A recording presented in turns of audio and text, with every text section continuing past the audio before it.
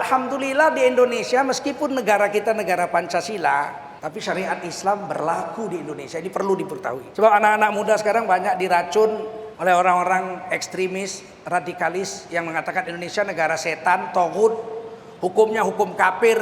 Pembohong besar itu orang. Indonesia ini ajaib tahu. Tidak disebutkan negara Islam, tapi negara yang berketuhanan yang Maha Esa. Negara Indonesia adalah negara berdasarkan ketuhanan yang Maha Esa. Kita berdasarkan ketuhanan yang Maha Esa. Dan ternyata syariat Islam di Indonesia jalan. Imam Syafi'i membagi syariat itu empat bab. Bab pertama bab ibadat. Bab kedua bab muamalat. Bab ketiga bab munakahat. Bab keempat bab jinayat. Ini syariat Islam. Yang namanya syariat Islam itu 4 bab. Bab pertama ibadah. Di Indonesia nggak ada yang dilarang.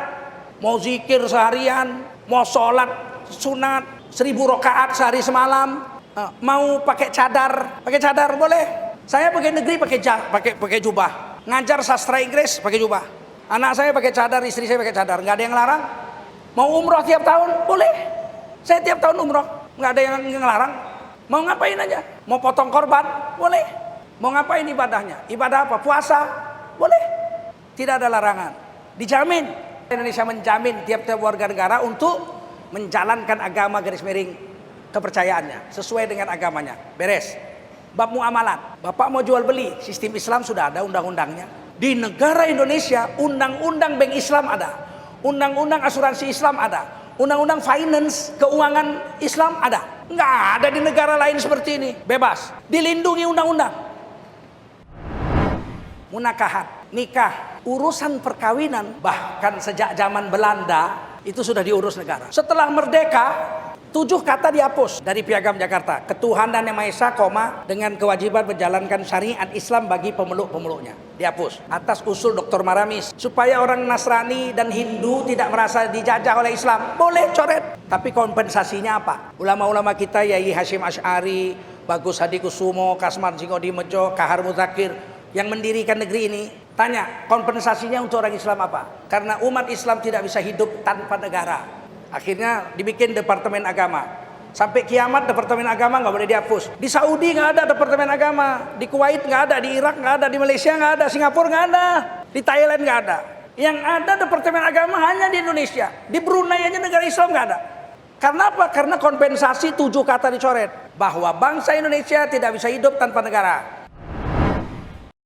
Misalnya mau nikah nih, ada anak gadis mau nikah atau janda mau nikah, tapi nggak punya wali, bapaknya nggak ada, kakeknya nggak ada, saudara kandungnya laki-laki nggak ada, sepupu, anak pamannya laki-laki nggak ada, paman nggak punya, sebatang kara, mau nikah, maka dia wajib dinikahkan oleh negara. Hadis Nabi, riwayat Ibnu Majah, Sultan waliyun liman la waliyalaha.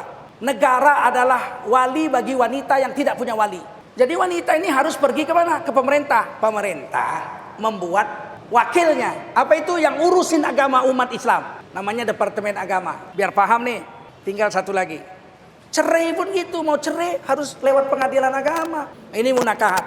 Cerai harus lewat pengadilan agama. Orang Islam kalau bersengketa soal warisan wajib ke pengadilan agama. Dibagi menurut hukum agama. Laki-laki dapat 2 bagian, perempuan dapat separuh daripada laki-laki. Nah, ini sudah jalan di Indonesia. Jadi jangan bilang negara ini negara setan. Tinggal jinayat, hukum pidana. Membunuh dibunuh, Indonesia ada hukumnya. Tinggal hakimnya aja nggak berani mutusin. Amrozi bunuh orang, dibunuh. Imam Sabundra bunuh orang, dibunuh. Membunuh dihukum mati, sudah jalan di Indonesia. Anak-anakku sering diracun oleh orang-orang dari luar negeri itu. Ajaran-ajaran dari luar negeri yang mengatakan negara ini negara togut. Togut apanya? Dari 4 syariat Islam sudah jalan kok. Yang belum jalan 1-2 lah. Mencuri potong tangan belum. Itu tugas klien. Pilihlah DPR yang soleh supaya dibikin hukum. Mencuri potong tangan kan gampang itu. Tinggal bikin KUHP mencuri potong tangan. Kenapa DPR nggak mau mengesahkannya? Karena DPR-nya pun mencuri kan.